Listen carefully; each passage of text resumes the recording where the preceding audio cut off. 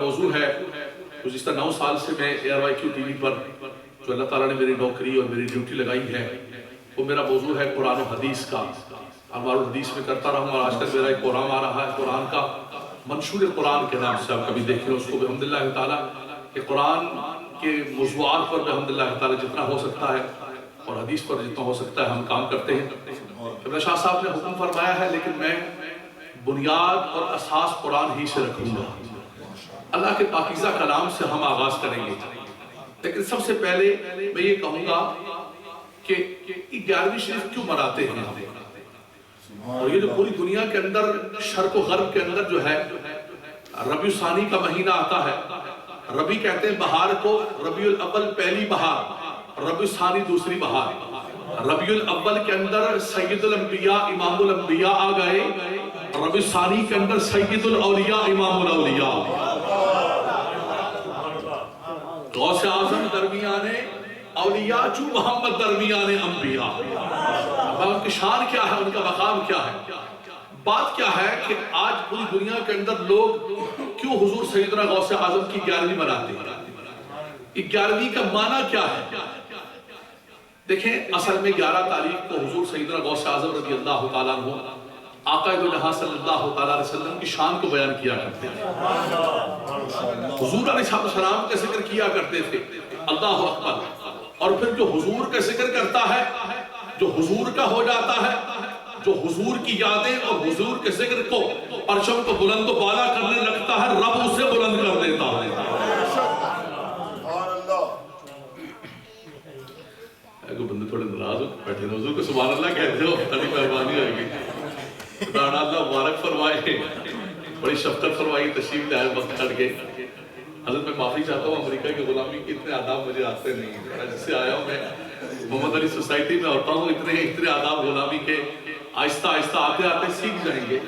تھوڑے دل لگیں گے، آہستہ آہستہ یہاں کے ادب و احترام کو اور آدابات کو آہستہ آہستہ سیکھ جائیں گے انشاءاللہ تبارک و تعالیٰ. بات قلت و کثرت کی نہیں ہوتی ہے، جیسے شاہ صاحب فرما رہے تھے کہ یہ نہیں ہوتا کہ افراد بہت ہو تو ہوتا ہے. قلت و کثرت کو اسلام نہیں دیکھتا ہے. اسلام کوانٹٹی کو نہیں دیکھتا ہے بلکہ کوالٹی کو دیکھتا ہے. نعرہ تکبیر، نعرہ تکبیر. حضرات ایسا نعرہ لگائیں کہ پتہ چلے عاشق رسول کی محفل ہے. نعرہ تکبیر، نعرہ رسالت، نعرہ حیدری، نعرہ غوث. تو بنیادی چیز یہ ہے کم من فیعۃ قلیلۃ غلبت فیعۃ کثیرۃ باذن اللہ. چھوٹے چھوٹے گروہ، چھوٹی چھوٹی جماعتوں کے بڑے اور چھوٹے سے کچھ نہیں ہوتا ہے. جب انسان کسی چیز کو اختیار کرتا ہے، اب گھر سے نکلے کہ بچوں نے پوچھا کہ کہاں جا رہے ہیں، آپ نے کہا مسجد کے اندر آج حضور سیدنا غوث اعظم کا عرس ہے. اور یہ بات بھی بتا دوں میں آپ کو، یہ جو دینی محافل اور مجالس ہوتی ہیں، ہمارا یہ ایمان ہے اور ہمارا یہ عقیدہ ہے. ہم اہل سنت ہیں، ہم بزرگان دین کے ماننے والے ہیں.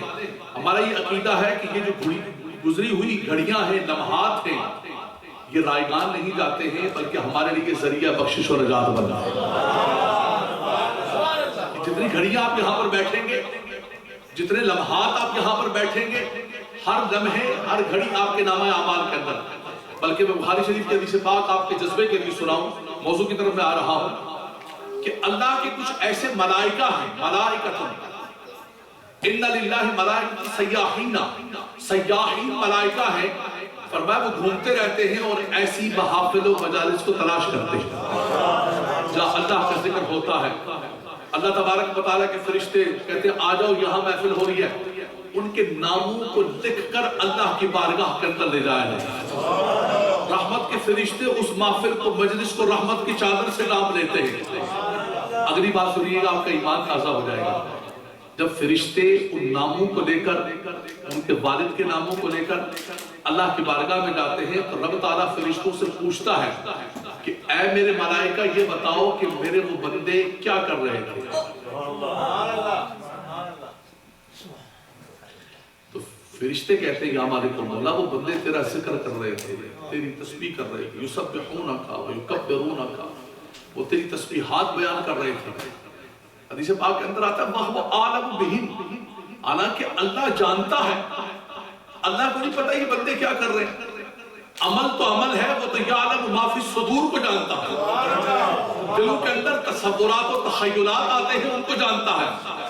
لیکن فرمایا کہ ان اللہ یباہی بکم الملائکہ، اللہ تعالیٰ فخر فرماتا ہے تمہارا ذکر کر کے فرشتوں کے سامنے کہ فرشتوں تم کہتے تھے کہ یہ فسادی ہیں، سارے فسادی نہیں ہیں، فرمایا کچھ ہمارے ذاکرین بندے بھی ہیں، کچھ ہمارے مقبول بندے بھی ہیں، کچھ ہمارے پیارے بندے بھی ہیں۔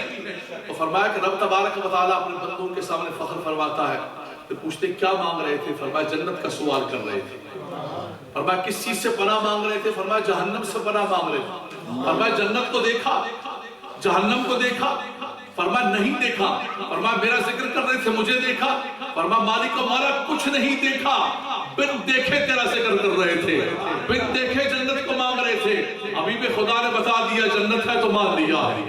ایمان والوں کی صفت یہی ہے، ایمان والوں کا وصف قرآن نے یہی بیان کیا کہ یؤمنون بالغیب، وہ بن دیکھے ایمان رکھتے ہیں، وبالآخرۃ ہم یوقنون، آخرت پر ایمان کامل رکھتے ہیں۔ یہ متقین کے اوصاف میں سے پہلا اور آخری وصف ہے۔ فرمایا آئے تو بن دیکھے ایمان، جب جانے لگے تو بن دیکھے آخرت پر یقین رکھتے۔ اگلی بات سنیے گا، رب تبارک و تعالیٰ فرماتے ہیں فرشتوں تم گواہ ہو جاؤ، انی اشہدکم قد غفرت لہم، تم گواہ ہو جاؤ کہ میں نے ان تمام مجلس والوں کی بخشش و مغفرت فرما دی۔ سنیے گا حدیث پاک بخاری کا حدیث پاک سنیے گا، فرمایا گواہ ہو جاؤ کہ میں نے ان تمام کی بخشش و مغفرت فرما دی۔ اللہ اکبر۔ فرشتہ کہتا ہے، ایک فرشتہ کہتا ہے کہ یا مالک و مولا، اس مجلس کے اندر ایک گناہگار آدمی بیٹھا ہوا ہے۔ لفظ بخاری شریف کے عبد خطاء، عبد خطاء، بہت خطا کار آدمی بیٹھا ہوا تھا۔ ایک فرشتہ کہتا ہے کہ مالک و مولا، ایک بندہ گزرتا ہوا جاء لحاجت، کسی کام سے جا رہا تھا، اس مجلس میں بیٹھ گیا۔ رب تعالیٰ کی رحمت دیکھے، اس کا کرم دیکھے، اس کا فضل دیکھے۔ اس کی جب رحمتوں کی برسات ہوتی ہے تو وہ یہ نہیں دیکھتا ہے کہاں برس رہی ہے، بنجر زمینیں ہوں کیسے بھی ہوں۔ فرمایا کہ وہ آ گئے مجلس کے اندر، اے فرشتوں تم گواہ ہو جاؤ، وہ ان لوگوں کے ساتھ بیٹھے ہوئے ہیں، اس قوم کے ساتھ بیٹھے ہوئے ہیں، ہم القوم لا یشقی بہم جلیسہم، فرمایا جن کا جلیس اور ہم نشین بننے سے کبھی بھی انسان محروم نہیں ہوتا ہے۔ فرشتوں گواہ ہو جاؤ کہ میں نے ان کی بخشش و مغفرت فرما دی۔ اسی لیے فرمایا کہ انسان جو ہے اچھی مجلسوں کو اختیار کرے، اچھی بات۔ دیکھیں آج ویکنڈ ہے، اتنے ہمارے مسلمان ہوں گے، کہاں گھوم رہے ہوں گے، یا تو وہ گھر میں میڈیا کے آگے بیٹھا ہوا ہوگا، یا ادھر گھوم رہے ہوں گے، ادھر گھوم رہے ہوں گے، تو کہاں تاش کھیل رہا ہوگا، تو کہاں ہوگا۔ بھائی کیا کر رہے ہیں؟ ویکنڈ بنا رہے ہیں۔ بھائی یہ تو جوا ہو رہا ہے، یہاں شرابیں چل رہی ہیں۔ بھائی ہم نہیں پیتے جوا، ہم نہیں پیتے شرابیں، ہم نہیں کھیلتے جوا، ہم تو خالی تفریح کے لیے بیٹھے ہوئے۔ اللہ اکبر، اللہ اکبر۔ اگر خدا نخواستہ وہیں اجل کا فرشتہ آ گیا اور میت وہاں سے نکالی گئی جواری اور شرابیوں کے ساتھ، اس لیے میرے آقا صلی اللہ علیہ وسلم نے فرمایا کہ تہمت کی جگہ پر بھی نہ بیٹھو۔ فرمایا کہ اللہ کے نیک بندوں کے پاس کچھ بھی نہ کرو، خالی بیٹھے رہو کہ رب تعالیٰ رحمت کا نزول فرماتا ہے، رب تبارک و تعالیٰ کبھی۔ اسی لیے نبی کریم صلی اللہ علیہ وسلم نے فرمایا کہ دو مجلسیں ہوتی ہیں، مثل الجلیس الصالح و مثل الجلیس السوء۔ فرمایا کہ برو کی صحبت چنگے بندے دی صحبت یارو، جی میں دکان اکارا۔ میاں صاحب نے فرمایا کہ اچھو کے پاس انسان بیٹھتا ہے، کچھ لے نہ لے، فرمایا حدیث پاک کا ترجمہ کیا میاں صاحب نے یہ کوئی گھر سے نہیں فرمایا ہے، یہ کوئی آج 5 منٹ کی گلیوں کی شاعری نہیں ہے۔ ہمارے بزرگوں نے جو شاعری فرمائی ہے اور ہمارے بزرگوں کے نہج پر آج بحمداللہ تعالیٰ اس مرکز کے اندر جو شاعری ہوتی ہے وہ پیغام ہوتا ہے، قرآن و حدیث کا سط اور نچوڑ ہوتا ہے۔ یہ نبی کریم صلی اللہ علیہ وسلم کی حدیث پاک ہے بخاری کی، جس کو میاں صاحب نے ترجمہ کیا چنگے بندے دی صحبت یار۔ حضور نے فرمایا مثل الجلیس الصالح کحامل المسک، فرمایا ایسے ہے کہ جیسے انسان عطار کے پاس بیٹھتا ہے، فرمایا یا تو خوشبو خریدے گا، نہیں خریدے گا تو کچھ نہیں ہوا، جتنی دیر بیٹھا رہے گا خوشبوئیں آتی رہیں۔ اور فرمایا کہ جو برے مجلس اور صحبت ہے وہ ایسا ہے کہ جیسے بھٹی پر بیٹھ گیا، فرمایا کچھ خریدے نہ خریدے جب تک بیٹھا رہے گا یا تو اس کے کپڑے جلیں گے یا پھر اسے بدبو آتی رہے گی، ریحًا خبیثۃ، حدیث پاک کے لفظ ہے۔ تو فرمایا کہ یہ جو اللہ کے نیک بندوں کی صحبت و مجلس ہوتی ہے اور یہ جو ایسی محافل و مجالس ہیں، مسلمانوں اس کو غنیمت جانو اس ملک کے اندر۔ یہ حضرات آپ کے لیے سجاتے ہیں، ہمیں ٹیلی فون کرتے ہیں، ٹکٹ دیتے ہیں، بلاتے ہیں، بار بار کوارڈینیشن، اس کے بعد کرنا کیا ہوتا ہے؟ یہ سب کچھ آپ کے لیے، آپ کے نسلوں کے لیے، آپ کے بچوں کے لیے کیا جاتا ہے۔ اس ملک کے اندر ان مجالس کو غنیمت جانے آپ، ان محافل کو غنیمت جانے آپ۔ اور دوسری بات یہ ہے کہ انسان جہاں اللہ کے نیک بندوں سے رشتہ اور تعلق رکھتا ہے، حدیث پاک کے اندر آتا ہے کہ میدان معاشر کے اندر میں قرآن پڑھنے لگا ہوں،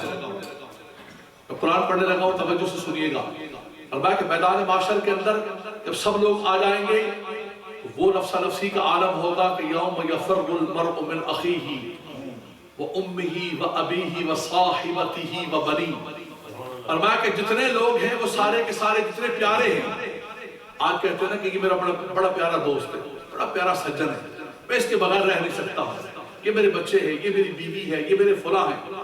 قرآن کہتا ہے کہ سارے رشتے میدان معاشر کے اندر فر یفر فرارا، اور میں یہ بھاگ رہے ہوں گے، سب رشتے فرار ہو رہے ہوں گے، اللہ اکبر۔ لیکن سنیے گا، میں قرآن ہی پڑھنے لگا ہوں، میں قرآن ہی کا دوسرا مضمون پڑھنے لگا ہوں۔ ایک وہ رشتے ہیں کہ جن کو ہم نے دنیا کے اندر ایک رشتہ اور ریلیشن اور تعلق رکھا، اور ایک اللہ کے نیک بندوں سے ہمارا تعلق اور ہمارا رشتہ ہے، اس کے بارے میں قرآن سن لو، اللہ کا پاکیزہ کلام کیا کہتا ہے۔ فرمایا الاخلاء یومئذ بعضهم لبعض عدو، اخلاء خلیل کی جمع ہے، جتنے پیارے ہیں، جتنے خلیل ہیں، جتنے سجن ہیں، جتنے دوست ہیں، فرمایا وہ آج سب دشمن بن چکے ہیں۔ قرآن کہتا ہے الاخلاء یومئذ بعضهم لبعض عدو الا المتقین، فرمایا صرف اللہ کے نیک بندے ہیں، صالحین ہیں، اللہ کے پیارے بندے ہیں، فرمایا کہ ان کے ساتھ تمہارا تعلق ہوگا، وہ دشمن نہیں ہوں گے، میدان معاشر میں بھی تمہارے ساتھ کام کرنا۔